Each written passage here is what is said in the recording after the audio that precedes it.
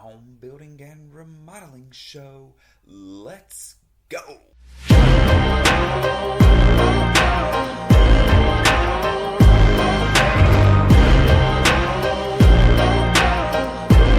Welcome everybody to the home building and remodeling show.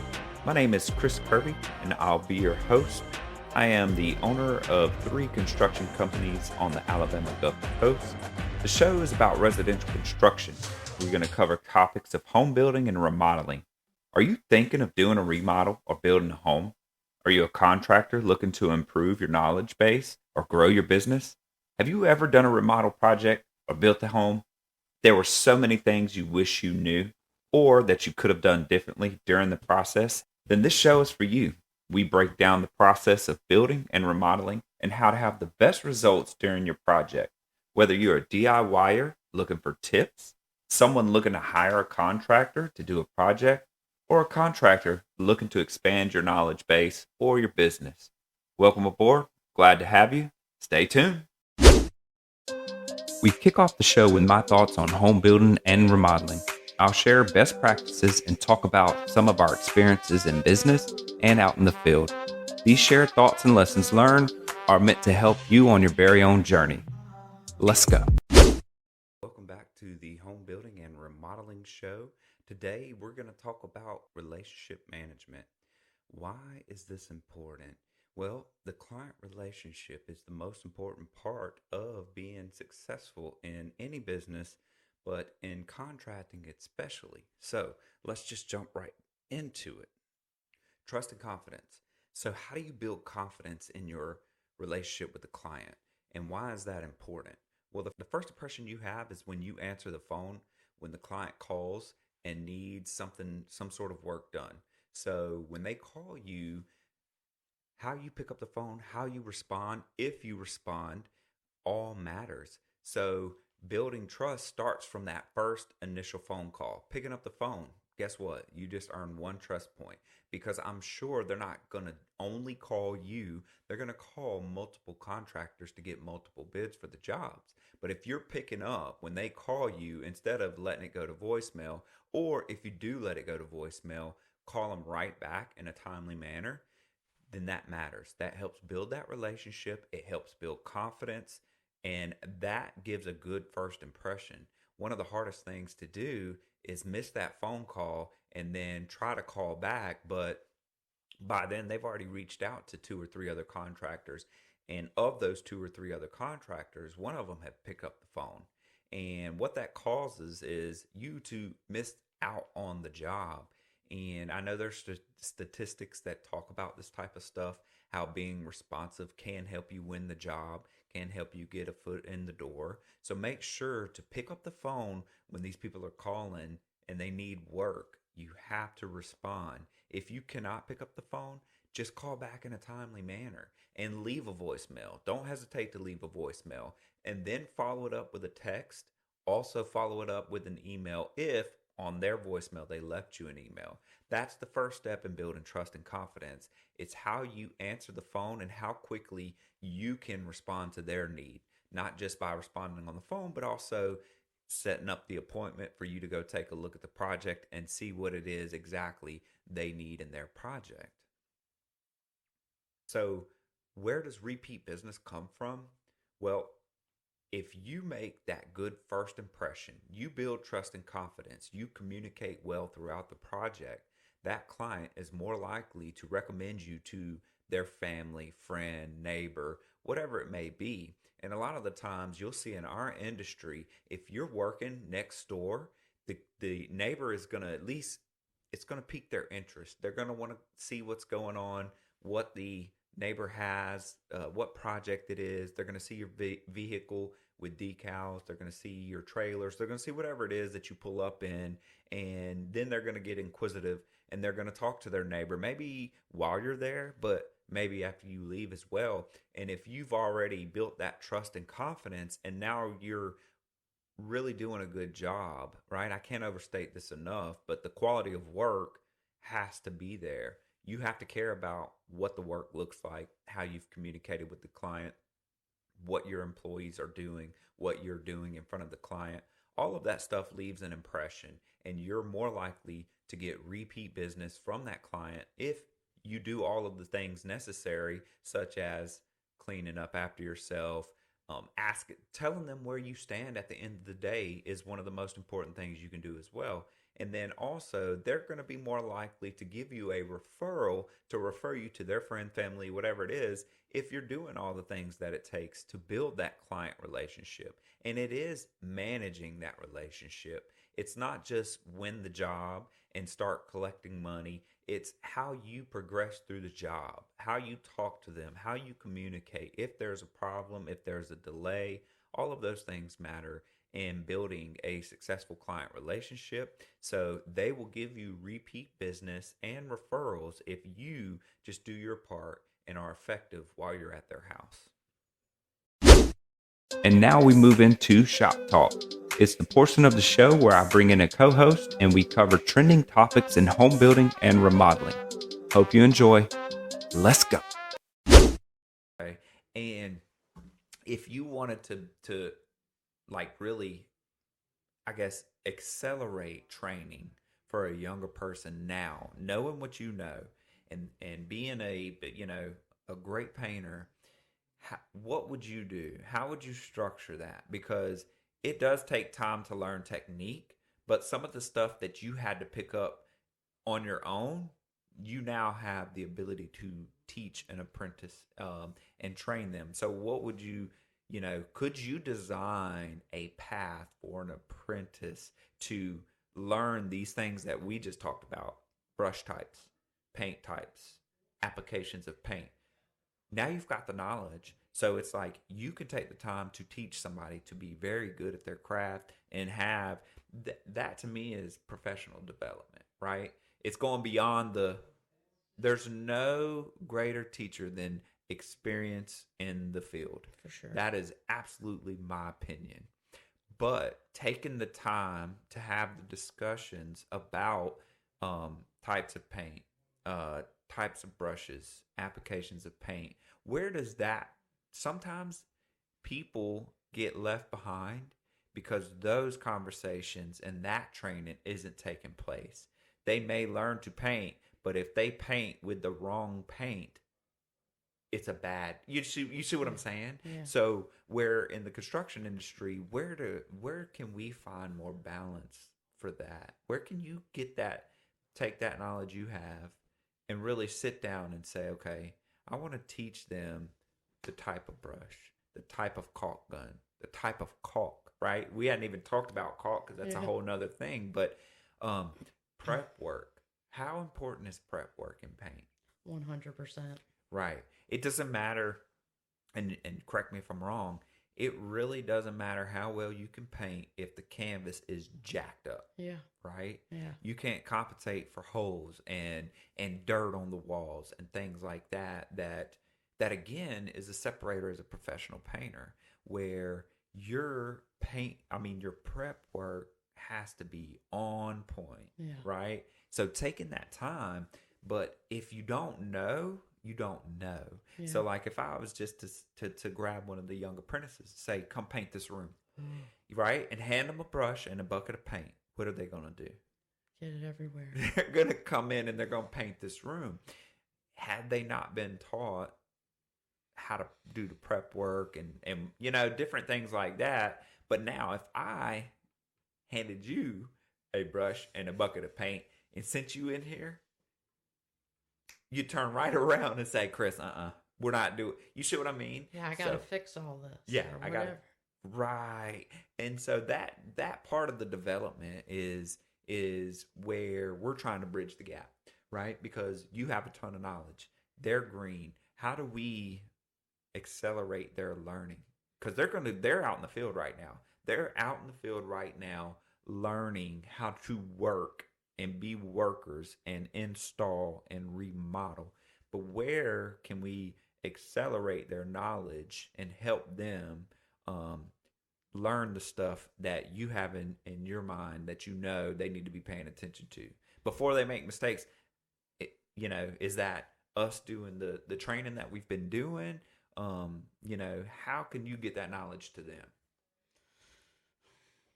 What would you suggest for another company or another contractor, specifically even a paint contractor that's watching this or listening to the podcast in the future?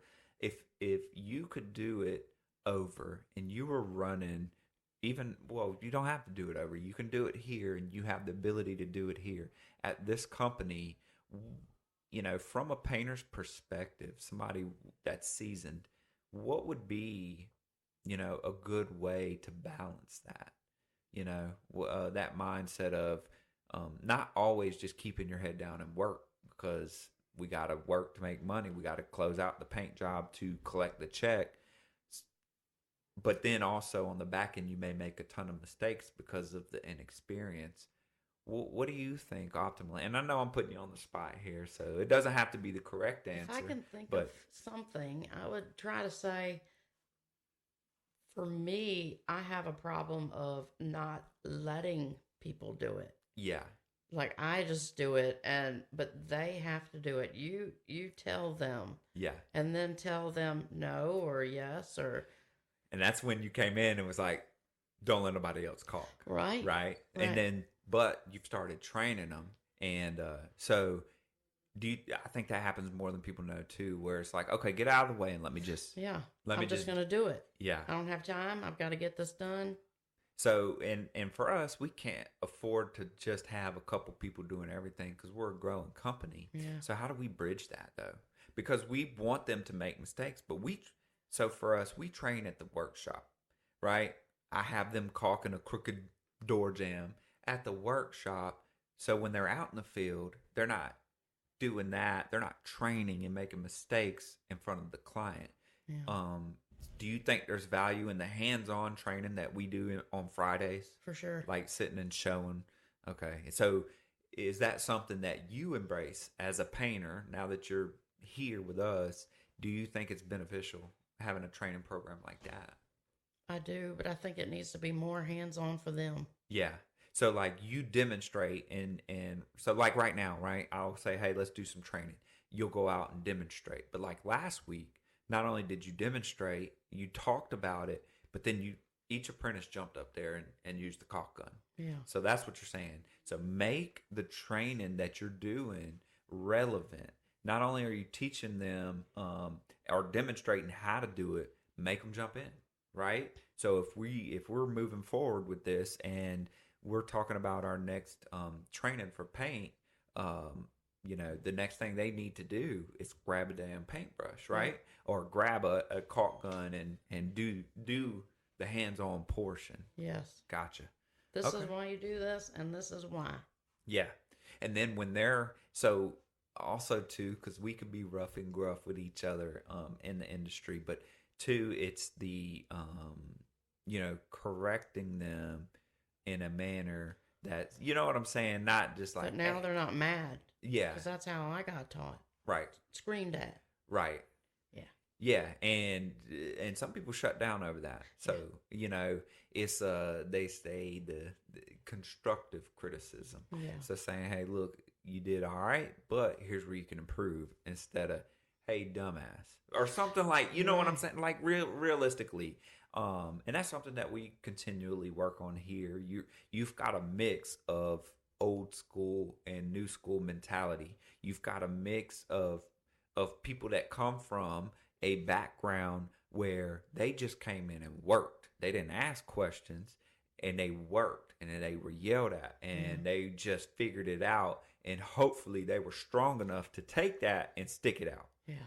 Well, here now, people don't respond to that anymore. You know what I mean? They don't respond to that way. So when we're doing this, we have to change. They don't have to change. Yeah. That's what I think people fail to realize, right? In order to run a successful company, you've got to be willing to change, lead change, adapt to the change, and understand it's here, instead of resisting the change and saying, well, this is how we've always done it. Yeah. Well, you're always going to be in the same position if you keep that mentality. I'm super happy to have you here. You were in there painting the wall, and I'm always pulling y'all to jump on these things. But I would say, like, there is no better painter that I know. And I just wanted to get you on here to talk to the audience, to maybe inspire some young women out there. And I appreciate you. And I'm glad that you came on and talked to us. And I know you get nervous about some of this stuff, but I quite honestly, man, you're so well spoken that I can't wait to get you back on here again, because I think people they like hearing the voices from the field. Right. You know what I mean? And and you're a leader in the paint world, in our industry, and there's so much more we're going to peel back just specifically for paint. Yeah. So, all right, Jen, I appreciate you. Until next time, we'll see y'all. Thanks. Peace. Now we're going to move into the portion of the show where we talk interior design. We're going to bring in an interior designer, and we're going to talk trending design and products. Hope you enjoy. Let's go. All right, welcome everybody to today's show. We've got Christy, our interior designer, back in the house, and today we're going to talk about making your dream kitchen a reality with simple upgrades. And when we say simple, so we were kind of looking at lists and ideas and stuff, and we really wanted to keep it simple. So I don't think we were talking about, removing and replacing cabinets and countertops and stuff that can get expensive, but we're saying simple things that even a DIY home improvement person could do, right? Right. Okay. Right. So what's some of the ways they can do that? Some way. So the easiest probably would be the hardware, just because the holes are already there for you just to unscrew that, put a new one in. It obviously makes an instant change. Yeah. So And so with the hardware, I have a question. Is gold back? Is it? Look, why are you making that face? Listen, I never thought I would see that yellow gold come back. Oh, well, I would say the brushed gold definitely is more popular. I mean, back in the 80s, 90s, it was the polished brass, right? Yeah. But yeah, the brushed gold is very trendy right now. Yeah, it's back. It's back, and it makes a big difference. And you can blend that with your stainless appliances too. Some people are turned off by that because they don't want to mix their metals. Sure. But that definitely is. There's a way to do it. There is a way to do it right. Okay. Yeah. So hardware. Okay, that sounds simple enough. Hardware. Yeah. Countertops. If you do not have a large kitchen, depending on the size, obviously, of that, it can be expensive. Sure. But it does make a big change. Gotcha. Okay. And you're going to need somebody to come in and do that. But now here's a question I have for you. Speaking of countertops, and one of the more popular and easier installs is a butcher block. But yes, I knew you were going to make this face, but we are getting a lot of farmhouse styles going in remodeling and in the home building side, and some people are wanting the butcher block countertop. But what's your thoughts on that? I don't have them in my home. I've never done them actually on a job. But I would definitely be questioning the maintenance of that. Sure. And by that you mean, for me, this is what I think. Wood is porous, and so when you're doing a butcher block install, you have to protect it. You have to stain it, or some come pre-stained, but you definitely have to seal that. Yeah. And that probably does require, I would assume, I do not know, it might be another podcast for somebody else, but that would definitely be, I would think, a maintenance reoccurrence that you would need to keep doing every few years. Absolutely. Just as any other wood finished product that you're going to have some sort of upkeep, whether it be, sand and refinish, those types of things.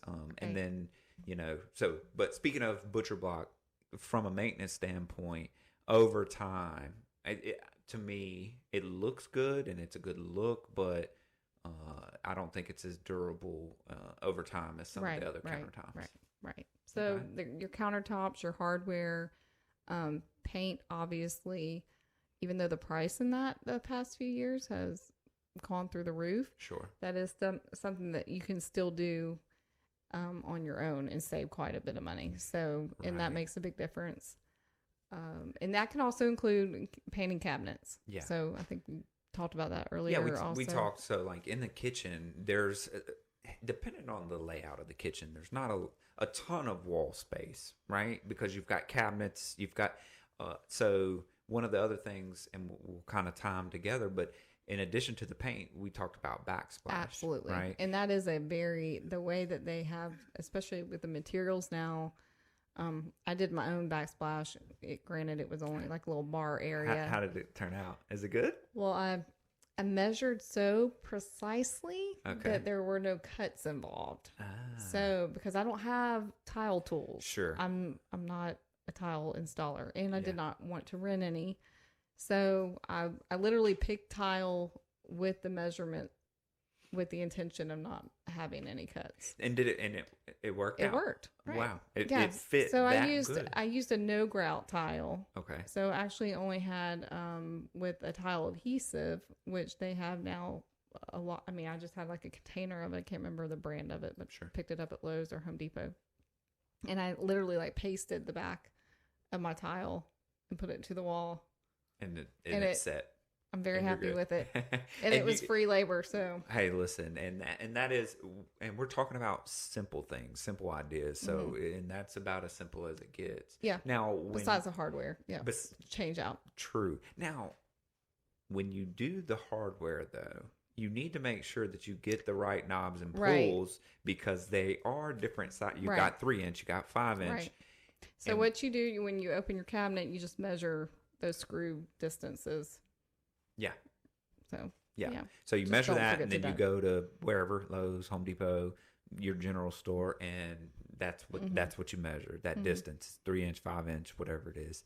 It goes up 10 inch, things like that. Now, when you're saying change out the hardware, it's simple if you're keeping the same sizes. true. Right? If you start to like change from a 5 inch to a 10 inch pull, now you're talking drilling Right. holes, touch up paint, all Right, this weird. right. So yeah, so the hardware side that she's talking about is just keeping the same sizes and using the same holes. If you Right. do it that way, it's simple. So we've said hardware, we talked about countertops, we've talked about paint, we've talked about backsplash. But I wanted to get back to the paint thing because there's walls and there's cabinets. So there are people professionally who just paint cabinets Right. because they are sensitive to paint, right? And you can mess it up, but it depends on kind of the look. Did you that say you're you going- can't mess it You up? can. Oh, I was like, what are definitely, yeah. You can mess it up. Absolutely, And yeah. so on the simple side, it may seem simple to paint a set of cabinets, but most of the professionals are going to like remove your doors, take them to a shop, spray them, stuff like that. Now we have Jen, our painter, who actually does brush paint cabinets, which is surprising to still see because it does require a level of touch and going in the right direction, the right type of brush. So it can be simple, but you need to research the Well, technique and stuff, right? And your quality of cabinets. So Sure. some of them really,